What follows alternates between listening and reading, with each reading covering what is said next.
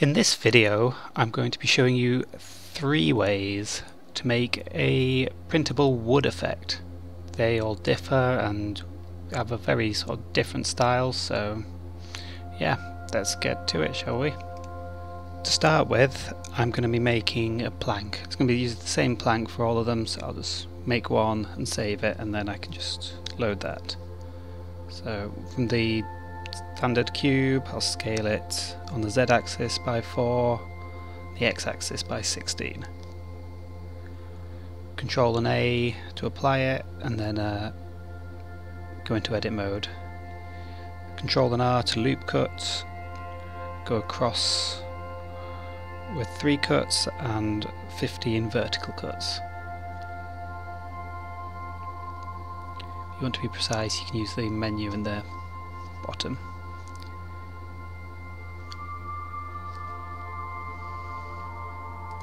Save it so you can go back to it.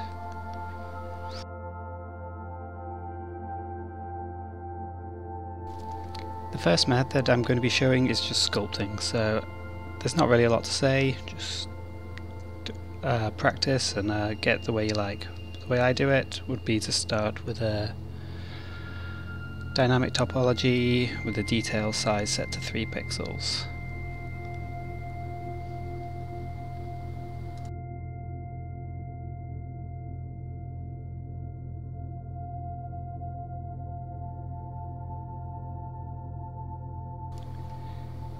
Select the scrape brush and just soften the corners, give it a bit of weathering.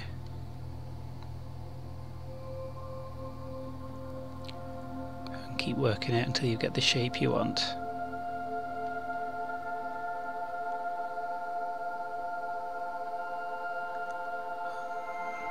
Once you've done that, you'll get the just standard round brush and press numpad 1 into front view.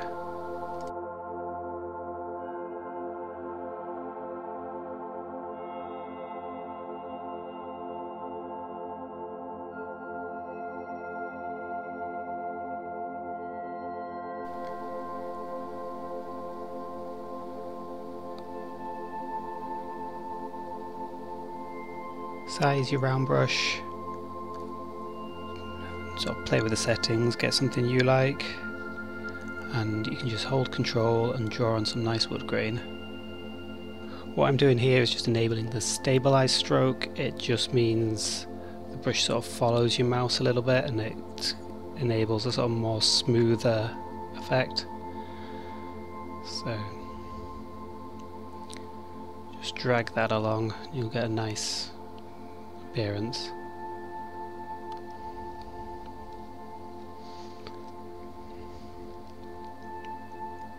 This is the most time consuming way to make a wood plank, but it would probably get you the best effect. And you can spend as long as you like on it.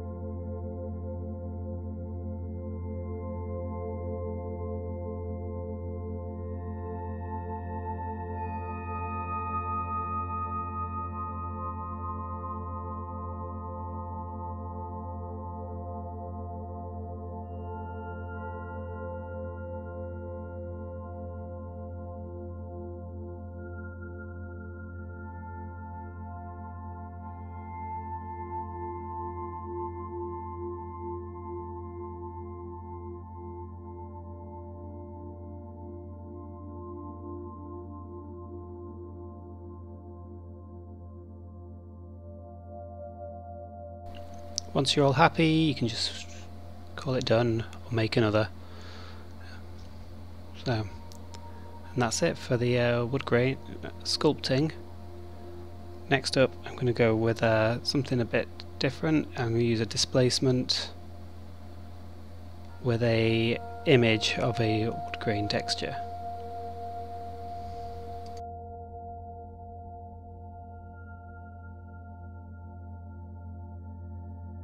To start with, for the displacement method, you'll need an image of a wood grain texture. I like to make it high contrast and black and white in my image editor of choice, and after that it's back into Blender.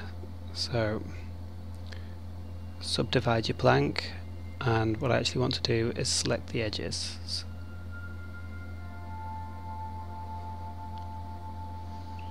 So all the corners just want selecting. A Shift Alt click them all, and then I will add a crease onto them just to keep them sharp, just like that.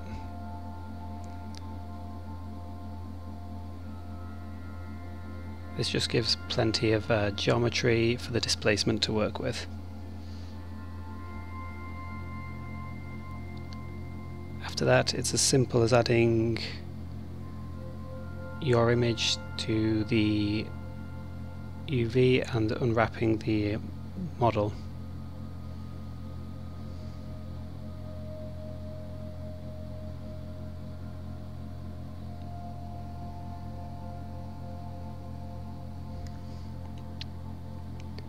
You can see the settings I'm using here. If you get something you like, that's good. I would like a bit less grain, just but more exaggerated. So I'm going to go in and change the UVs somewhat. I'm going to re-unwrap it.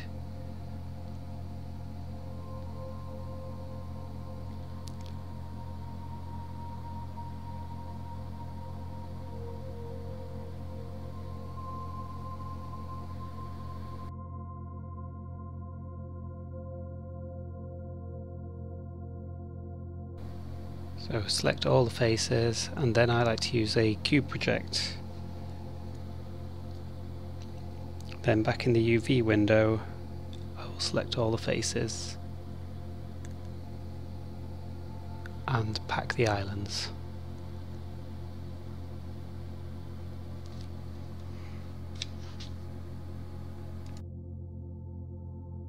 This makes it easy to orientate your faces and just get the texture looking how you want on the model. There you go. That's the displacement method in a nutshell, really.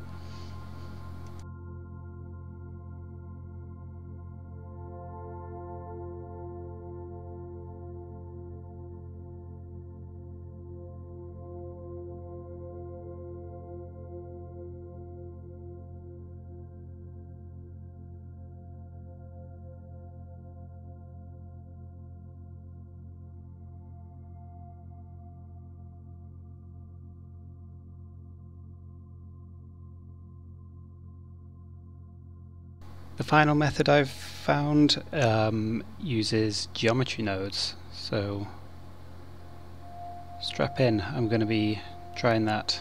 I'm by no means an expert, but I've been trawling the various guides and things until I found something that worked for a kind of procedural wood effect. So add your geometry node modifier and open the geometry node window.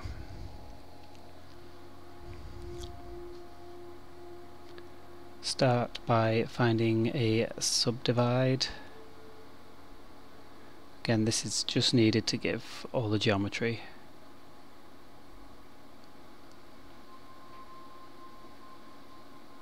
And we'll crease it to sharpen the corners again.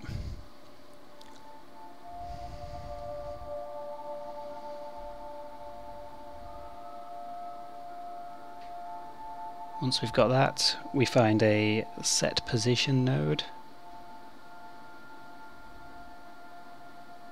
and that's the last bit before it goes into the output.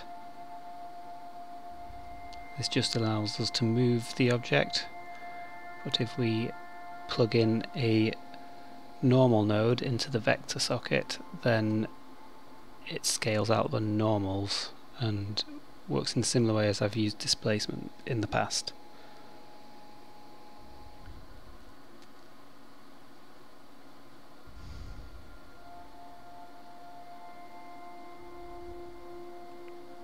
The real goal I was going for was to try and get a kind of Musgrave texture as you would find in the images, but that's not there that I can find in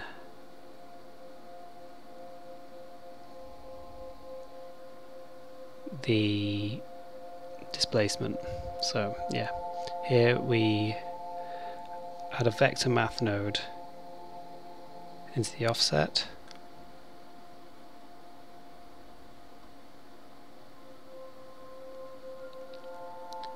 set that to scale and add a normal node and set that to the vector.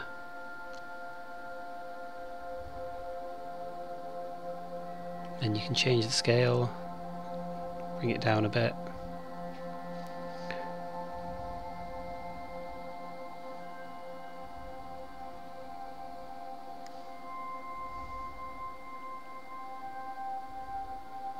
So I've got this, go into the textures and find your texture of choice. I'm using a Musgrave. I find it gives a reasonable wood effect when it's looking right.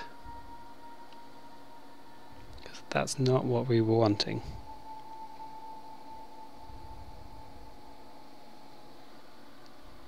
Change the scale to reduce the amount of texture, and then I'm going to add a colour ramp to flatten areas and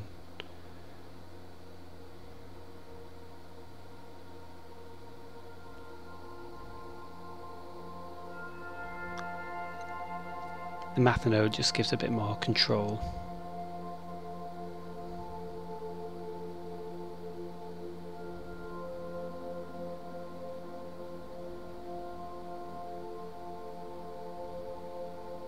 And see, there that kind of looks like a sort of cork, possibly.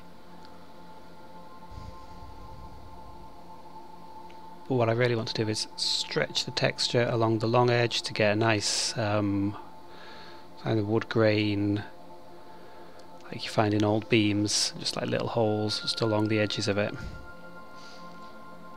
And so we have to make a kind of mapping node type thing.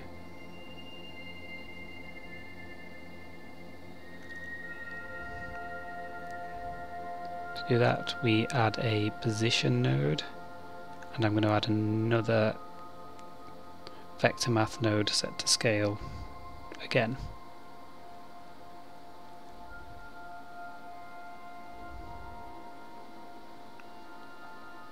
And I actually want another 4 of these.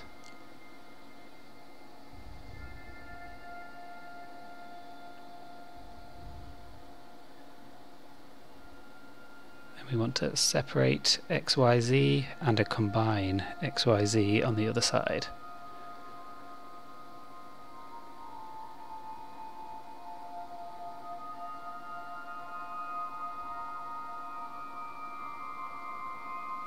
Once these are all plugged in, it enables us to modify the scales of each direction individually.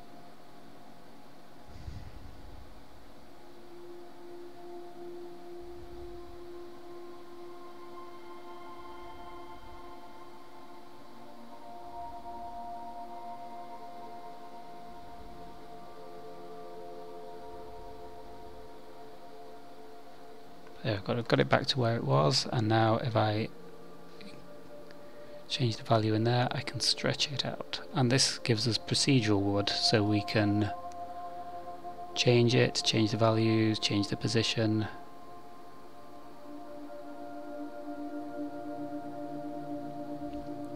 And there you go.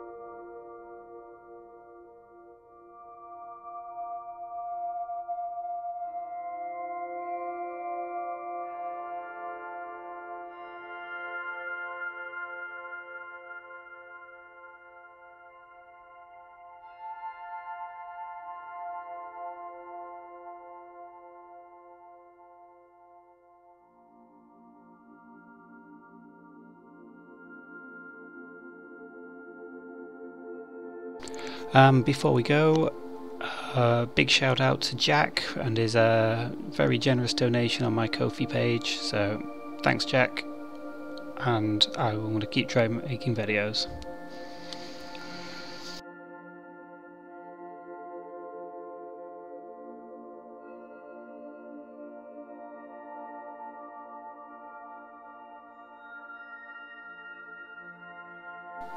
Thanks again, I hope this is useful to someone. Yeah, don't forget to leave a comment or something, let me know if you do try any of them. And have fun.